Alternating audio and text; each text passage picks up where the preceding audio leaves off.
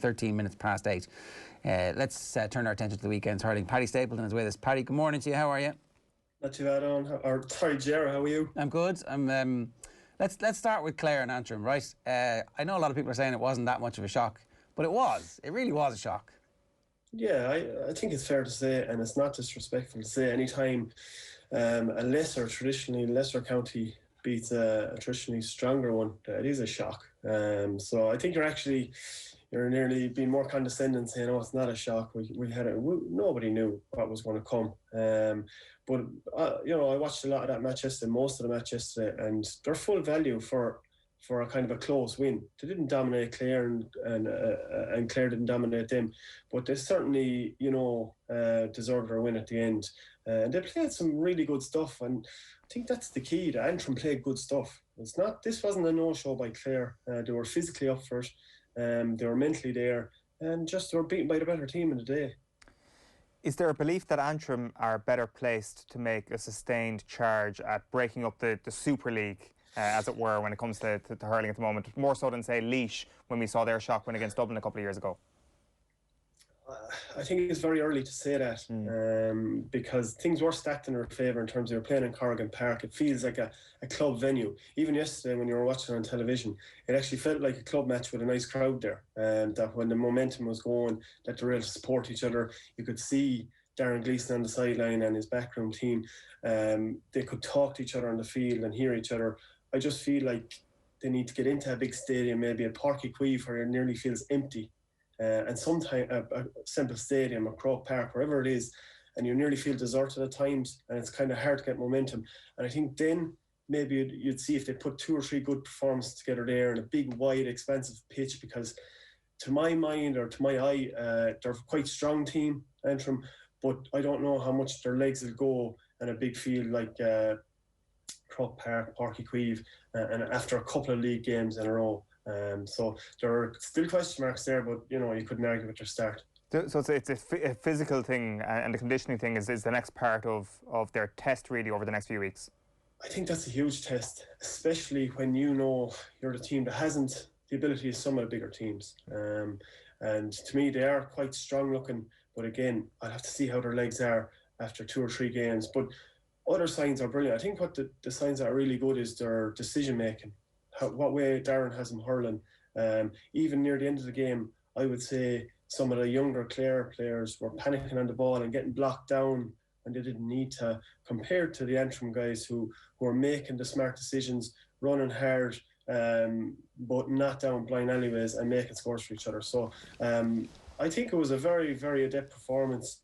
Darren couldn't be happier. Like, I was talking to Darren a number of weeks ago, and we hadn't talked about this year, but he said last year he had alluded to the fact that he wasn't, and they weren't that happy with their Joe McDonagh final performance. So I suppose, look, I'm not sure many of us had seen any of their other performances last year, so maybe this was no surprise to them.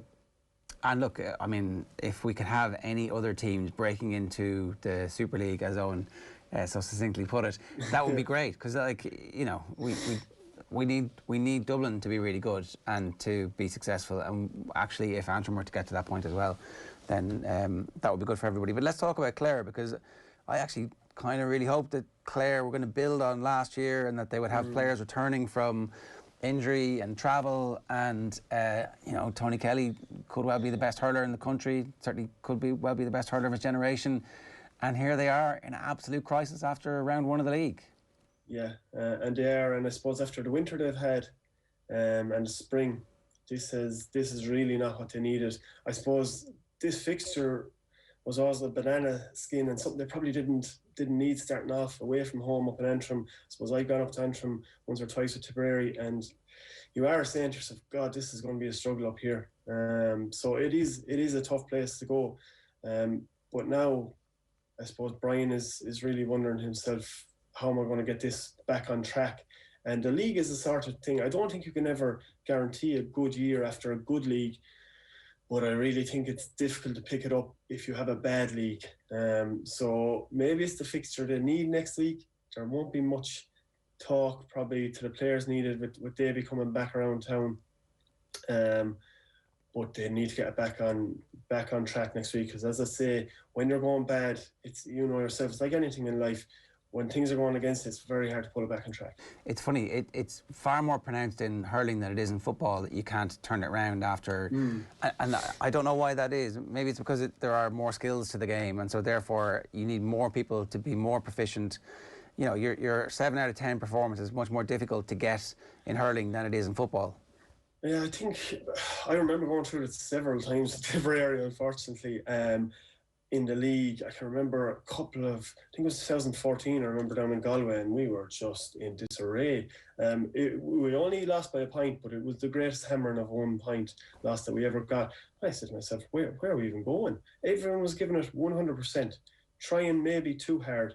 And it's just that flow isn't there. I think you think too much. And hurling, opposed to other games, it's a fraction of a second thinking. It's a flow, it's a reading of the game, it's confidence.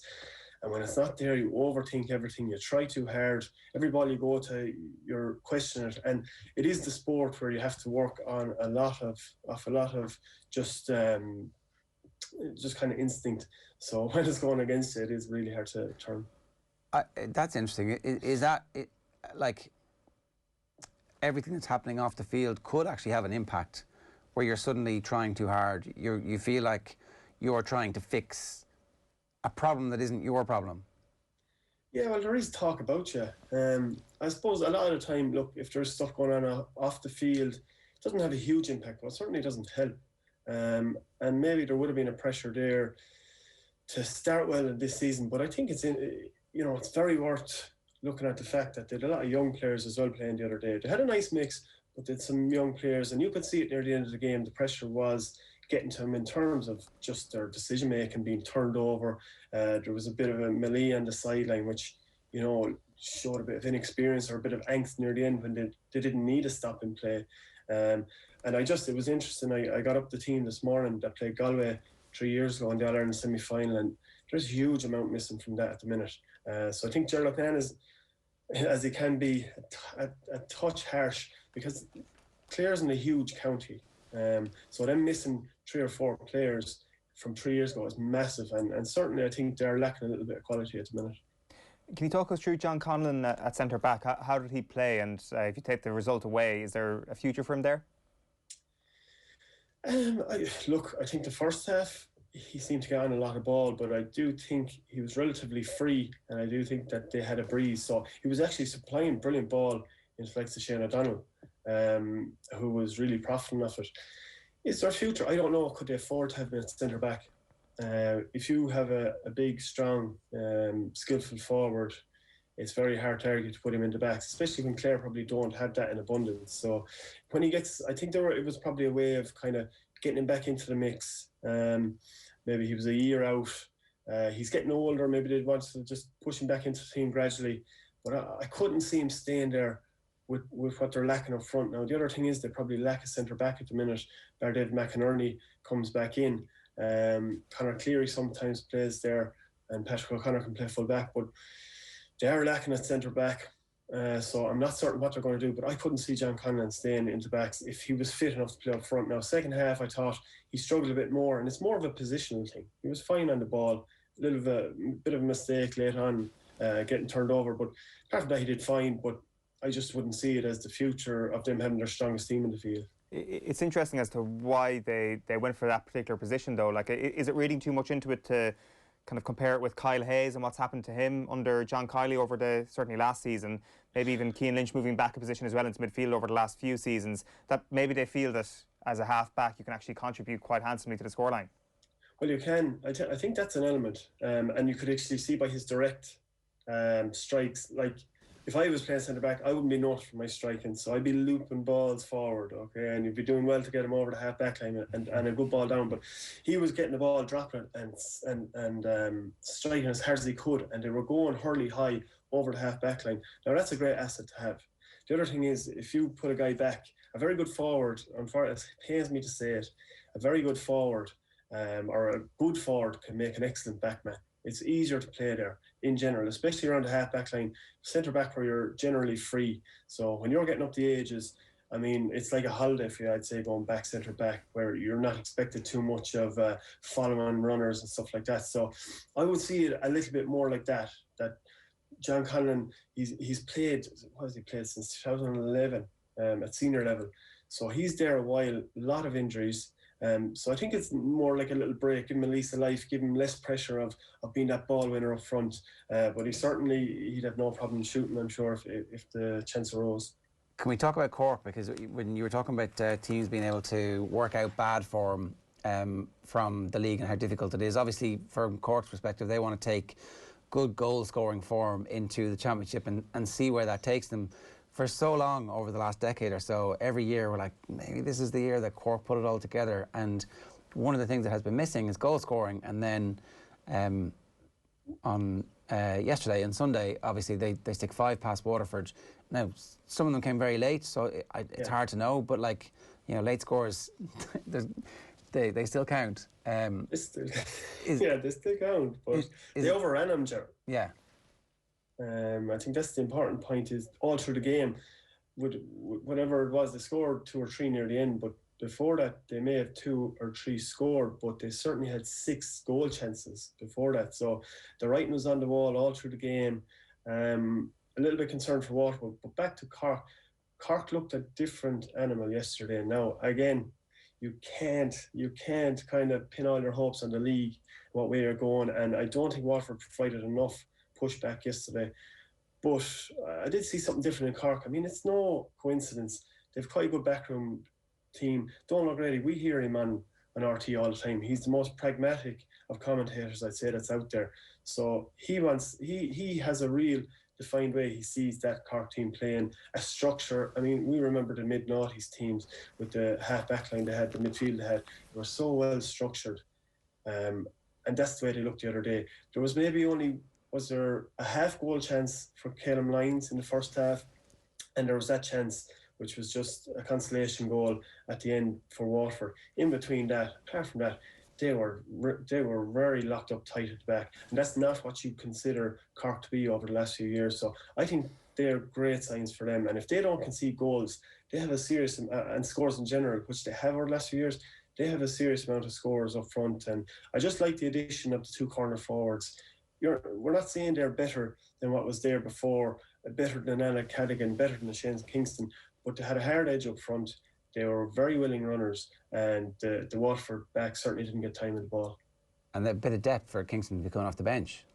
Exactly, and also hunger. There's nothing like thinking you're always on the team, and it's not that they consciously feel that, but when somebody's after your tail, it gives you that couple of percentage, and that's in every sport. Say, well, I have to perform today, and there's nothing wrong with pressure. I think if people say you're better off with no pressure at all playing matches, I think it's ridiculous. You have to have some sort of pressure that has the central nervous system on edge, and certainly they've put it up to Alan Cadigan, certainly they've put it up to Kingston, and of course coming off the bench for 2 goals as well from Alan Conlon. I think, you know, they're really after finding a few players and a few options. So you're obviously seeing a structure to Cork's defence that's a little bit new. It's not just a hunger and the hunting of numbers. There is a lot of method to it. There is a method to it. Now, I will say that there was a hard edge. There seemed to be a very, very hard edge. I would say they were never left with numbers very, very open. And to work hard, see, you just hear people say you have to work hard, but to work hard, you have to be setting a structure to allow your team to work hard. So around the middle of the field, there was no time for the Waterford guys to take good ball in. I think Mark Coleman as a centre back could be a very good option. I think he's after putting on a bit of strength. He looks certainly bigger, and he needed that. I felt he would get physically dominated a little bit in games. And Tim O'Mahony looks stronger. Now, he has a lot to prove still. He's hanging around the panel for a while.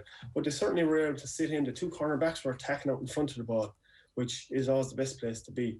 The minute your man gets the ball, you're only on damage limitation. So look, they looked really good. Patrick Collins looked good in the goals. He was trying to find his men out the field, and it was very progressive.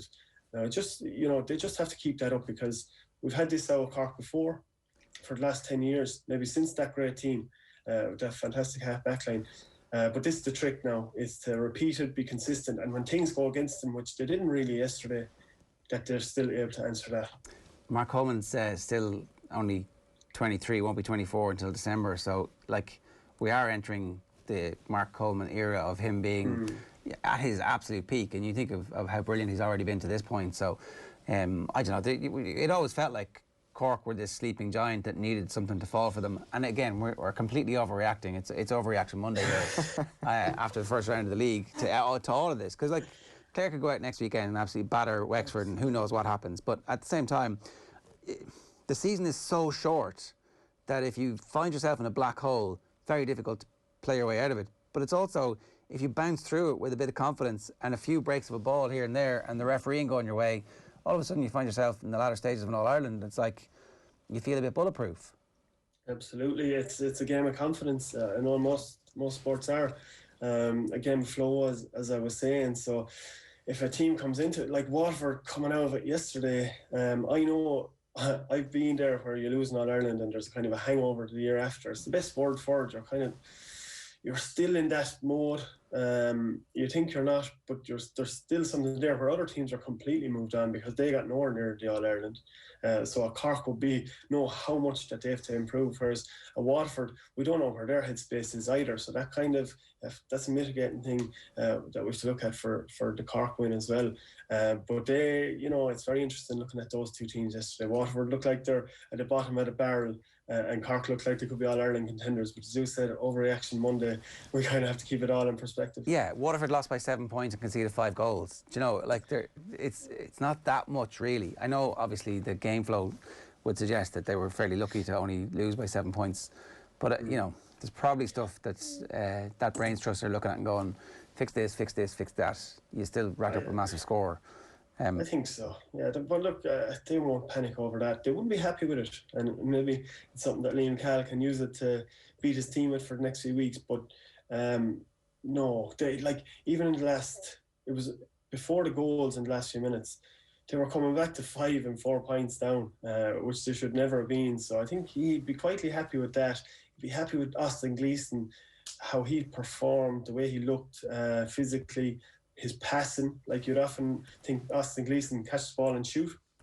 But I mean, his pass for Callum Lyons' is a goal attempt yesterday was unbelievable. So he'd be happy with a couple of things like that. I think the full back line were under 5 goals. I'd say there's no positives. I think they did well at times yesterday.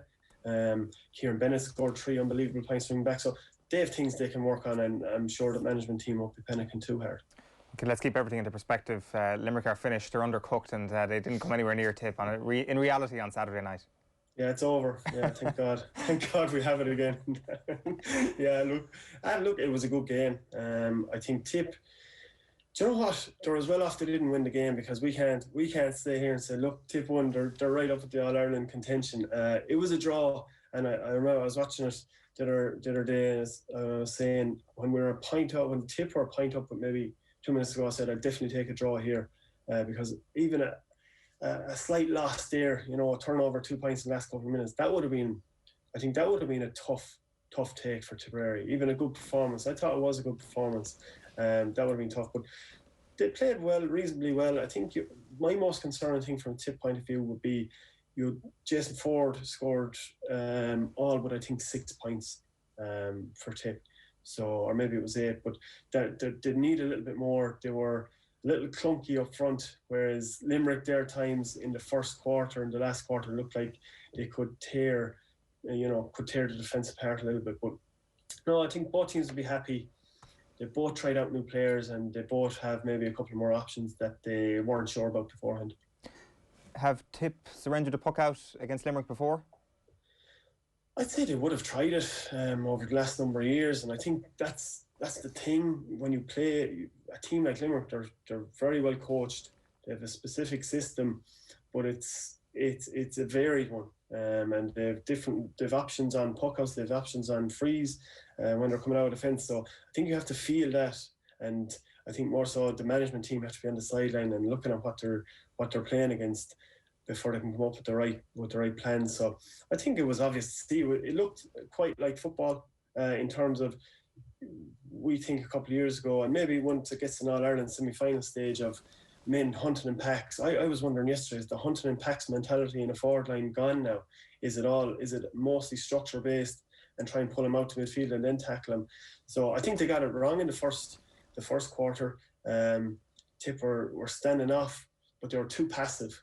So there's a decision-making process to make. Yes, you stand off, you don't want to get overlapped, But when it comes to around mid 65-metre line of Waterford's half, then you have to really engage them in a pack, in a domino effect. And I didn't think we did that early on. But once Tip got the balance right, I think they were able to get on top. But again, I think it's obvious when Limerick are missing players like every other team, they won't be as assured of themselves. We put the advantage rule in the red in this week's Gillette performance rankings because it looked like we had not a perfect advantage rule up to this point, and there's been a tampering with it, and it doesn't look like the result is an improvement in the game, is it? No, it isn't. It was very stop-start now, and I will say, when you're coming back, like I'd say Limerick had a more extended off time than Tip. I know when you're coming back and your fitness probably isn't just at the same level as the other team, you are more likely to foul. But look, we can't put up with that sort of stuff. We had a pretty good advantage rule. It needed a tweaking, but to rely on the referees, and that's my big problem. There's nothing against them. They're doing their best, and most of them are very good. But to rely on them to actually read the game in advance that much, like, I wouldn't be trusting them now. So I think to give them the extra few seconds to see where it's developing, I think people really kind of appreciated that over the last few years. I think the only thing they really wanted to change, what I saw a problem with, was if an attacker had the ball, he got fouled, but he got the advantage, and he got fouled again for a free or a penalty closer to goal, that they gave that decision instead of went back for the previous. That was the only previous foul. That was the only tweaking I saw, really, that needed. Spoken like a true defender there, Paddy. Definitely. Hang on, that first foul is the important one, but yeah, okay. Yeah, but I brought him down inside the penalty area, so we'll forget about that. But yeah, that was, to me, that was the only issue I saw. And I don't know, sometimes you'd be looking for a rule change for 10 years and they'd be slow to make it, and I didn't hear anybody say that this rule needs to be changed, and here we are. First State of the League talking about giving out about it. Yeah, okay. Well, we didn't talk about Dublin and Kilkenny very quickly. Is there anything on that kind of struck you specifically? I thought it was one of the poor games of the weekend, to be honest with you. I know, take into account it's the first league match. I think Kilkenny will be happier. They found a couple of players. They're still a little mixed on their style. They're very good when they break, and when they dispossess the team in midfield and they break hard, they're gone very good at that, using the ball, but they're still struggling when they have to break down in opposition from inside their own half-back line. So they'll be happy. Dublin, some good performances. They don't look like they're going to make another jump, but as I said, after the first game, very hard to know. Yeah, and look, again, overreaction Monday here, but sure, that's the whole point of these things. We get to overreact because we've been so starved for so long. It's great to have it back. Great to have you back as well, Paddy. Thanks a million. Cheers. Cheers, guys. Paddy Stapleton giving us some thoughts this Overreaction Monday here on OTB AM.